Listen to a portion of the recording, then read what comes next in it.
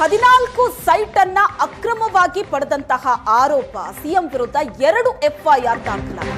CM ವಿರುದ್ಧ ಲೋಕಾಯುಕ್ತ ಮತ್ತು ಇಡಿಯಿಂದ ಈಗಾಗಲೇ ಕೇಸ್ ಇದೆ. ಈಗ ಸಿದ್ದರಾಮಯ್ಯ ವಿರುದ್ಧ ಬೇನಾಮಿ ಆಸ್ತಿ ಮಾಡಿದಂತ ಗಂಭೀರವಾದ ಆರೋಪ ಇದೆ. 14 ಸೈಟ್ಗಳನ್ನ ಅಕ್ರಮವಾಗಿ ಪಡೆದಂತ ಆರೋಪವನ್ನ ಸಿದ್ದರಾಮಯ್ಯನವರು ಎದುರಿಸ್ತಾ ಇದ್ದಾರೆ. 2 ಎಫ್ಐಆರ್ ದಾಖಲಾಗಿದೆ. ಸಿಎಂ ವಿರುದ್ಧ ಲೋಕಾಯುಕ್ತ ಮತ್ತು ಇಡಿಯಿಂದ ಈಗಾಗಲೇ ತನಿಖೆ ನಡೀತಾ ಇದೆ.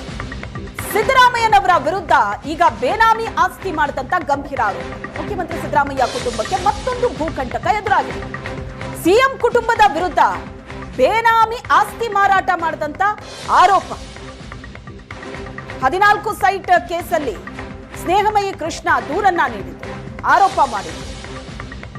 ಸಿಎಂ ಕುಟುಂಬದ ವಿರುದ್ಧ ಬೇನಾಮಿ ಆಸ್ತಿ ಮಾರಾಟ ಮಾಡಿದಂತ ಆರೋಪವನ್ನ ಈಗ ಸ್ನೇಹಮಯಿ ಕೃಷ್ಣ ಮಾಡ್ತಿದ್ದಾರೆ.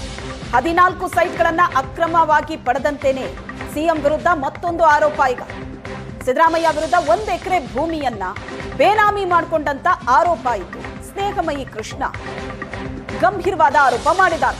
ಲೋಕಾಯುಕ್ತಕ್ಕೆ ದೂರನ್ನ ನೀಡಿದ್ದಾರೆ.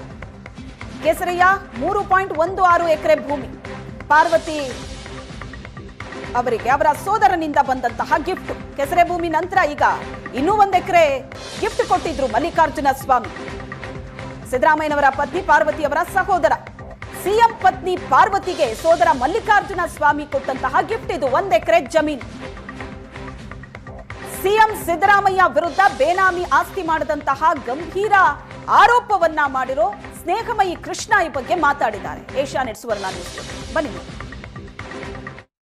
ಮೂಡ ಅಕ್ರಮದಲ್ಲಿ ಸಿಲುಕಿರ್ತಕ್ಕಂಥ ಸಿಎಂ ಸಿದ್ದರಾಮಯ್ಯನವರ ವಿರುದ್ಧವಾಗಿ ಈಗ ಮತ್ತೊಂದು ಭೂ ಅಕ್ರಮ, ಅದು ಬೇನಾಮಿ ಭೂಮಿಯನ್ನು ಹೊಂದದಂತ ಆರೋಪ ಕೇಳಿ ಬಂದಿರತಕ್ಕಂಥದ್ದು. ಇದರ ಹಿನ್ನೆಲೆಯಲ್ಲಿ ದೂರುದಾರ ಸ್ನೇಹಮಯಿ ಕೃಷ್ಣ ಅವರು ಇವತ್ತು ಕೂಡ ಲೋಕಾಯುಕ್ತ ಕಚೇರಿಗೆ ಭೇಟಿ ಕೊಟ್ಟು ಮತ್ತೊಂದು ದೂರನ್ನು ಕೂಡ ದಾಖಲಿಸಿದ್ದಾರೆ. ಸ್ನೇಹಮಯಿ ಕೃಷ್ಣ ಅವರು ನಮ್ಮ ಜೊತೆಗಿದ್ದಾರೆ, ಅವ್ರು ಮಾತಾಡ್ಸೋಣ. ಏನ್ ಸರ್ ಇದು ಪ್ರಕರಣ? ಸರ್, ಈಗಾಗಲೇ ಸಿದ್ದರಾಮಯ್ಯರು ತಮ್ಮ ಅಧಿಕಾರ ದುರ್ಬಳಕೆ ಮಾಡಿಕೊಂಡು ಬೇನಾಮಿ ಹೆಸರಲ್ಲಿ, ಅಂದರೆ ತಮ್ಮ ಕುಟುಂಬದ ಹೆಸರಲ್ಲಿ ಅಕ್ರಮ ವ್ಯವಹಾರ ಮಾಡಿದರೆ ಮೈಸೂರು ನಗರಾಭಿವೃದ್ಧಿ ಪ್ರಾಧಿಕಾರದಿಂದ 50 ಪದದಲ್ಲಿ ಕೋಟ್ಯಾಂತರ ಬೆಲೆ ಒಳಗೆ 14 ನಿಮಿಷ ಪಡೆದಿರೋ ಹಿನ್ನೆಲೆಯಲ್ಲಿ ಲೋಕಾಯುಕ್ತ ದೂರು ದಾಖಲು ಮಾಡಿದೆ. 4 ತಿಂಗಳಿಂದ ದೂರಿನ ಬಗ್ಗೆ ತನಿಖೆ ನಡೀತಾ ಇದೆ. ಮತ್ತು ಈ ಸಂಬಂಧ ಸಿದ್ದರಾಮಯ್ಯವರು ಮತ್ತು ಅವ್ರ ಮಗ ಯತೀಂದ್ರ ಸಿದ್ದರಾಮಯ್ಯವರು ಸಾಕಷ್ಟು ಹೇಳಿಕೆಗಳನ್ನು ನೀಡಿದರು. ಆ ಎಲ್ಲ ಹೇಳಿಕೆಯಲ್ಲೂ ಕೂಡ ಪಾರ್ವತಿಯವರಿಗೆ ಅವ್ರ ತವರು ಮನೆಯಿಂದ ಇಷ್ಟು ಜಮೀನುಗಳನ್ನು ಕೊಟ್ಟಿದ್ದಾರೆ ಅಂಥೇಳಿ, ಅಂದರೆ ಅರಿಶಿನ ಕುಂಕುಮ ಹೆಸರು ಕೊಟ್ಟಿದ್ದಾರೆ ಅಂತ ಎಲ್ಲೂ ಹೇಳಿರಲ್ಲ. ಕೇವಲ 464 ಕೆಸರು ಗ್ರಾಮದ ಸರ್ವೆ ನಂಬರ್ 464 3.16 ಎಕರೆ ಜಮೀನು ಮಾತ್ರ ಅರಿಶಿನ ಕುಂಕುಮದ ಹೆಸರಲ್ಲೇ ಕೊಟ್ಟಿದ್ದಾರೆ ಅಂತ ಹೇಳ್ತಿದ್ರು. ಆದರೆ ಇವತ್ತು ನನಗೆ ದೊರೆತ ದಾಖಲಾತಿಗಳು ಗಮನಿಸಿದಾಗ ಇದೇ ಮಲ್ಲಿಕಾರ್ಜುನ ಸ್ವಾಮಿಯವರು 1983 ಖರೀದಿ ಮಾಡಿದಂಥ ಹಾಲ್ನಳ್ಳಿ ಗ್ರಾಮದ ಸರ್ವೆ ನಂಬರ್ 113-4ರಲ್ಲಿನ 1 ಎಕರೆ ಜಮೀನನ್ನು 2010 ಇಸ್ವಿಯಲ್ಲಿ ಪಾರ್ವತಿಯವರಿಗೆ ದಾನಪತ್ರದ ಮೂಲಕ ಕೊಟ್ಟಿರುವಂಥದ್ದು. ಕೇವಲ 1 ತಿಂಗಳಲ್ಲಿ, ಅಂದರೆ ಅಕ್ಟೋಬರ್ಲಿ ಪಾರ್ವತಿಯವರ ಹೆಸರಿಗೆ ದಾನಪತ್ರ ನೋಂದಣಿ ಆಗುತ್ತೆ. ನವೆಂಬರ್ ತಿಂಗಳಲ್ಲಿ ಯತೀಂದ್ರ ಸಿದ್ದರಾಮಯ್ಯ ಅವರಿಗೆ ಪಾರ್ವತಿಯವರು ದಾನಪತ್ರ ನೋಂದಣಿ ಮಾಡಿಕೊಡ್ತಾರೆ. ಅದಾದ ಕೇವಲ 4 ತಿಂಗಳಿಗೆ ಯತೀಂದ್ರ ಅವರು ಬೇರೆಯವ್ರು ಮಾರಾಟ ಮಾಡಿದ್ರು. ಈ ವಿಚಾರನ ಎಲ್ಲೂ ಹೇಳಿಲ್ಲ. ಮತ್ತು ಎಲ್ಲದಕ್ಕಿಂತ ಮುಖ್ಯವಾಗಿ ಈ ಜಮೀನನ್ನು ಮೈಸೂರು ನಗರ ಪ್ರಾಧಿಕಾರದವರು 1996ರಲ್ಲಿ ಅಂತಿಮ ಅಧಿಸೂಚನೆ ನಡೆಸಿ ವಶಪಡಿಸ್ಕೊಂಡಿದ್ದಾರೆ. ಹೇಗೆ ಯಾವಾಗ ಕೈ ಬಿಡ್ತಾರೆ, ಯಾವ ಕಾರಣ ಕೈ ಬಿಡ್ತಾರೆ? ಇಲ್ಲಿ ದಶಕಗಳ ಕಾಲದಿಂದ ಬೇರೆ ಭೂ ಮಾಲೀಕರುಗಳು ಕೈ ಬಿಡಿ ಅಂತೇಳಿ ಸಾಕಷ್ಟು ಮನವಿ ಪತ್ರ ಸಲ್ಲಿಸಿ ಮಾನ್ಯ ನ್ಯಾಯಾಲಯದ ಉಚ್ಚ ನ್ಯಾಯಾಲಯದಲ್ಲಿ ಅರ್ಜಿಗಳನ್ನು ಸಲ್ಲಿಸಿದ್ರು ಕೂಡ ಅವರ ಭೂಮಿಗಳನ್ನು ಕೈ ಬಿಡಲ್ಲ. ಇವರು ಏನೂ ಶ್ರಮ ಪಡಲ್ಲ. ಕೇವಲ ಸಿದ್ದರಾಮಯ್ಯ ಪ್ರಭಾವ ಬಳಸ್ಕೊಂಡು ಭೂಸ್ವಾಮಿ ಕೈ ಬಿಡಿಸ್ಕೊಂಡು ಕೋಟ್ಯಾಂತರ ರೂಪಾಯಿ ಅವ್ಯವಹಾರಗಳನ್ನು ನಡೆಸಿರೋದು ಸ್ಪಷ್ಟವಾಗಿ ಕಂಡು ಬಂದಿದೆ. ಅಂದರೆ ಈಗ ನೋಡಿ, ನೀವು ಹೇಳೋಂಥ ಪ್ರಕರಣದಲ್ಲಿ ಭೂಮಿಯನ್ನು ಖರೀದಿ ಮಾಡಿದ್ದಾರೆ, ದಾನ ಬಂದಿದೆ, ದಾನ ಆದ ನಂತರ ಅವರು ಮಾರಾಟ ಮಾಡಿದ್ದಾರೆ, ಈಗ ಅವ್ರ ಹೆಸರಲ್ಲಿ ಇಲ್ಲ.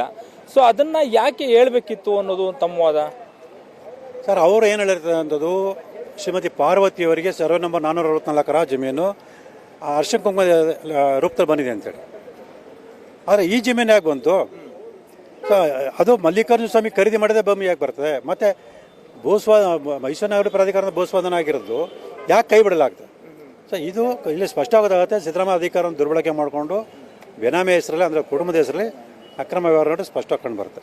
ಈಗ ನೀವು ದೂರು ಕೊಟ್ಟಿದ್ದಾರೆ, ಏನಂತ ಕೊಟ್ಟಿದ್ದಾರೆ ಸರ್? ಅದೇ ಇದೆಲ್ಲವನ್ನು ಪರಿಗಣಿಸಿ ಸಿದ್ದರಾಮಯ್ಯ ಅವರು ಏನು ಅರಿಶಿನ ಕುಂಕುಮದ ಹೆಸರಲ್ಲಿ ಆಸ್ತಿ ಬಂದಿದೆ ಅಂತ ಹೇಳ್ತಿದ್ರು, ಅವ್ರ ತವರು ಮನೆಯಿಂದ ಅದು ಸುಳ್ಳು. ಇವರು ಬೇನಾಮಿ ಹೆಸರಲ್ಲಿ ಆ ಥರ ಹಲವಾರು ಅಕ್ರಮ ವ್ಯವಹಾರ ನಡೆದಿದೆ.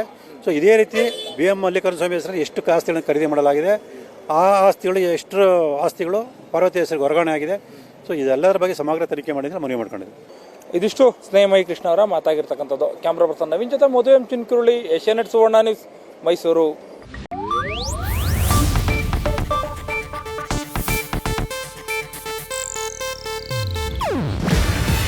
ಇದು ಏಷ್ಯಾನೆಟ್ ನ್ಯೂಸ್ ನೆಟ್ವರ್ಕ್ ಪ್ರಸ್ತುತಿ.